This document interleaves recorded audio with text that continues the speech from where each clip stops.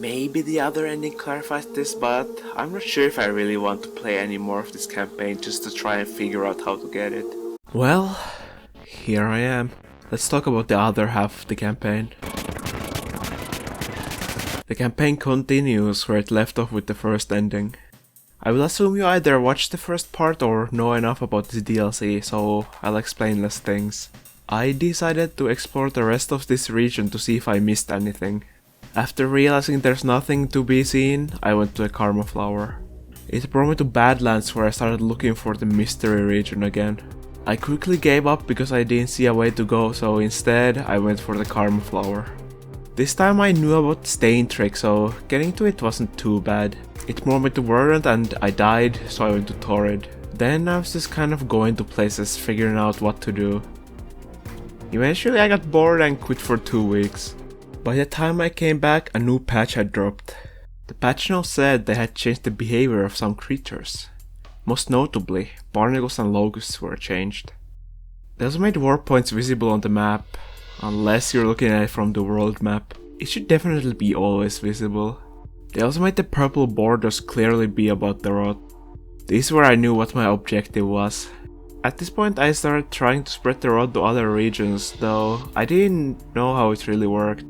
After nothing was happening, I decided to do a bad warp to see where I'd end up. Last time it happened, I was brought to corrupted factories, which is indeed very rotted. It also led to Outer Rim, which I wanted to explore more. It did indeed bring me back to the factories.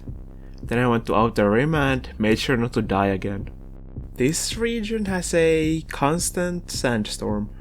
There was this room with a portal on the map, but nothing was happening, so I kept going. I found a lot of slime mold to it. The only way to go was left, so I went there. And I kept going. And I kept going. And eventually I made it to a pipe thing with some rot on it. Interesting. Now I was inside some sort of building and there was more rot and rotted fruit. Luckily, there was a shelter, so if another disaster were to happen, I'd be fine. I kept going left and the rot kept increasing. It was pretty awesome exploring this region for the first time. After some rooms, I ended up in a sub-region called the Throne. A very important sounding name in a region filled with the rot? This must be related to the ending. I started climbing the throne. It's all just dead rot, which reminds me a lot of the rot region from Downpour. After a while I died because I saw a path, but I somehow immediately forgot that path was filled with rot. That one is my mistake. After coming back, I made it to the top of the throne. There was a karma flower and a massive rot ball. There was nothing else to do, so I returned and noticed a path had opened. Inside, there was a patch of karma flowers.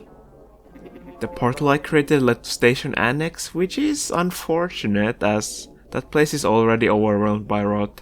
Luckily, another karma flower brought me to Badlands. After going to the shelter, I saw Badlands had indeed been infected. At first I really liked this idea. Having to revisit all the regions to infect them is definitely a cool idea. But the execution? I'm not a fan. I'll talk about it later because there's still some other interesting stuff to be said.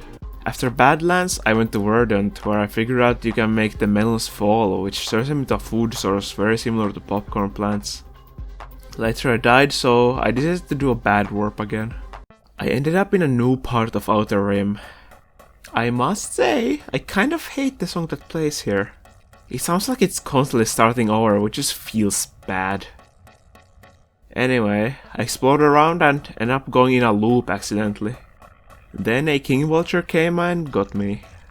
I didn't realize it at the time, but this is the same exact vulture that I brought here from corrupted factories. That is actually a cool feature. Luckily, getting back to Outer Rim is very easy, as you don't need a karma flower, you can just do it. Exploring the right part of Outer Rim is pretty cool. It seems to be the remains of some kind of city. The rain here is a sandstorm, which implies there is no iterator activity nearby, so it makes sense for a city to not be above the clouds. The only creatures that spawn here are the new scavengers, so it's mostly just platforming. I think the aesthetic is more interesting than thermal vent, so I'm fine with there being almost nothing here. It makes sense for a place like this. At one point the background disappears, so it has a strange vibe that I really enjoyed. It's like the end of the world kind of deal, which makes sense as it's called the Outer Rim. Eventually I found a portal and it brought me to Outer Rim. I am back where I started. It would be fine if there were collectibles, but there aren't any, so it just feels kind of lame. At least it looked kind of cool. After holding A for a while, I found a familiar path, so I kept holding A. I noticed the amount of rot on the structure had increased since last time. The new rot in the shelter room now blocks the path, so you have to go a different way. It's definitely a cool feature. The consequence of your actions. Though this seems to be the only real change in this region when it comes to rot blocking your path. Going back to the throne, a voice suddenly appears. He appears 3 more times on your way to a karma flower at the top. The orb has also grown bigger since last time. Going back, another path is opened. This time it brought me to Sunlit Port, a region that had not yet been infected. Then I infected a rusted wreck with the Coral Caves portal. I tried to go to Desolate Tract next, but I got stuck on a pipe. Twice. Guess one of the updates broke it. I went back to Sunlit Port and I had noticed the rot had spread. I was thinking it spreads over time, which is true. I went back to the throne and the voice appeared again. The rot orb keeps growing. A new path has opened. A path to torrential railways. It's already fully corrupted, so it's not a great spot to be, but it's fine. I went back to the throne after a little rest, and a shelter had appeared. The last path had also opened, which made a portal signal spire. I died though, so instead it made a portal Fetid Glen. I went to a shelter to save the progress. After that I went back to the top of the throne and there I saw it. The prince had hatched from its rot egg. I think the design of it is very cool. It's a lot like an iterator with the umbilical cord it's attached to. First time you sleep in a shelter after seeing it, you get a cutscene. The watcher is swimming in water until it sees yellow light, so it swims towards it. After reaching the light, it finds itself on a sandy island, and then the cutscene ends. Okay. Anyway, at this point the only thing to really do is infecting the remaining regions, so let's talk about it. The way the rot spreading works is that if a room a portal is in is corrupted, there is a chance it will spread to the next region depending on how corrupted the room is. Every time you pass a cycle, the rot has a chance of spreading to nearby rooms and making the current room more corrupted. It's kind of annoying having to wait for the rot to spread to the portal room. While this happens, you can try to force an infection by using a karma flower in a corrupted room, but again, you're just doing the same, hoping for RNG to work in your favor. You do have better access to karma flowers with the 4 regions that have permanent portals in the throne, but it can still be annoying if you end up in a region that doesn't have a good way to access those portals. I also think the corruption itself is kind of underwhelming. The only thing the rot does is turn some blue fruits and popcorn plants into a rotted variants and make lizards have rot, eventually turn them into daddy long leg variants. Every eater creature type is unaffected, except those big bomb bugs, also known as loaches. For some reason, those are the only guys affected, except not in Desolate Tract. Rot loaches only appear in a corrupted version of garbage wastes. Why? Loaches don't even spawn in garbage wastes, so I have no idea what possessed the developers to add them there. Not like I saw them myself, I never got into the other rot regions. I just read the wiki after getting the ending to see what I missed. There could definitely be more consequence for filling a region with rot. After 3 hours of just trying to infect the regions, I found something new. I accidentally figured out you can enter those inactive portals in Ripple Space to get transported to Demon. This region has 3 rooms, which is going to be fun for my tier list. There are patches of karma flowers everywhere, so you can easily reroll to a different region. As the portals that lead here spawn in basically every region, it's a good way to swap places if you want. There's also a portal of Shattered Terrace, if you want to go there for some reason. After exploring the regions more, I went back to the throne to meet the prince. All he does is speak a few lines depending on your progress. Not much reason to keep checking on him. After another hour of infecting, I was down to 1 region, Desolate Tract. The connections to it aren't ideal, so I was worrying about it. But luck was on my side, and I managed to roll to it with no trouble. Now had all regions rotted, so I returned to the prince. It is a shame Outer Rim stops getting more corrupted the more regions you infect. It was underwhelming seeing it in the same state for the last 4 or so visits. On top of the throne, Watcher passes out while a trail of karma flowers sprout behind it. This happens a second time. The prince is staring at the ceiling until karma flowers sprout from its head. A cutscene plays where all of the rods start sprouting karma flowers, and then the credits roll. Watcher devs, are you flicking my ballsack? They introduce an awesome new character, the prince. You spread his kingdom while he sits on his throne, and then you kill him with unexplainable powers the Watcher suddenly has? It doesn't mean anything. It doesn't explain anything. But it's not the end of Watcher. Its story will continue. They should have released it when it was done. I don't see a good reason to make early access DLC other than maybe they needed more money. Whatever, man. Both of the endings took me a total of 153 cycles and 20 hours, without using a map or guides. Let's get into my final thoughts. This part might have some repeats from my last video as my thoughts haven't changed too much. Let's start with the good. Visually, a lot of the regions look great.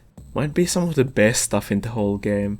I also think a lot of the new creatures are pretty cool. With the changes they made to the barnacles, they're not nearly as bad as before. If they're bothering you, you can throw a snail at them to break their shell and eat them. Can't say they didn't have it coming. The locals also now target other creatures too, so that's nice. Other creatures have not changed since. The music, especially the threat themes, are pretty good. There was one song I didn't like, but otherwise, it was nice. Now let's talk about my issues with the DLC. This DLC feels unfinished, because it is. But it also feels rushed. There are some good ideas in there, but it feels they didn't do enough with them. Like the whole rot thing. It's cool, but it feels like it's missing things. I would have liked to see something more than just lizards being daddy longlegs and food pips becoming harder to fill. More rotted creatures, more rotted foods, proto-rot on different surfaces, some real consequences. I also don't get why loaches specifically got rotted versions and not even the ones that spawn where they're supposed to. I guess there's all those shelled rot creatures, but they don't seem to have any purpose. They're just gonna toss you around, which is very strange for a rot creature, which are known for just consuming all. I think there are too many regions. With how disconnected they feel from each other, they're not that interesting to explore, I feel. The only region I really cared about was Signal Spire and maybe Outer Rim. The others were just like, whatever. I also didn't feel anything corrupting all these regions with the rot. I was just like, gotta get it over with. It's also kind of a chore. It is not as bad as the first ending, but it still takes a while. Watcher also doesn't get passages for some reason, which, in case you're unaware, are things that you can spend to fast travel to any shelter you've slept in. It would have greatly helped, I think. One minor complaint I have is the icons for some of the lizards. The stinky lizards are apparently blind, but I never figured that out. They could have made it clearer with the icon, like how black lizards have no eyes. I also think it's kind of lame that all the rot lizards share the icon, just with a different color. Like caramel lizards lose their unique little rough texture. It's very minor, but it would have been nice. There is this exhaust mechanic at one point, but then at another point it just disappeared and it never appeared again for some reason. I don't know what all that was about. The endings are not good. The Echo suddenly just ascending for fun, and the Prince suddenly just dying because the Watcher just gains the power to make karma flowers doesn't make any sense to me. Both times my reaction was just, what? Overall, I still cannot recommend this DLC. Not just because I spoiled the whole plot. It has a lot less positive moments than the base game and especially Downpour. It has good ideas, but they were not executed well. It has captivating stories that have unsatisfying ends. It's a DLC that was rushed to be released on Rainworld's anniversary. It doesn't feel real. Why can Watcher turn invisible, open portals to travel between locations and time, summon karma flowers from rot? It's too unbelievable for me to consider it anything other than a dream made up by the Watcher. And for that reason, I just don't care about it nearly as much as I cared about the base game and Downpour. Well, that's it. Now I'll focus my efforts on the room tier lists. Until the Watcher truly releases, at least. Thank you for watching, and goodbye.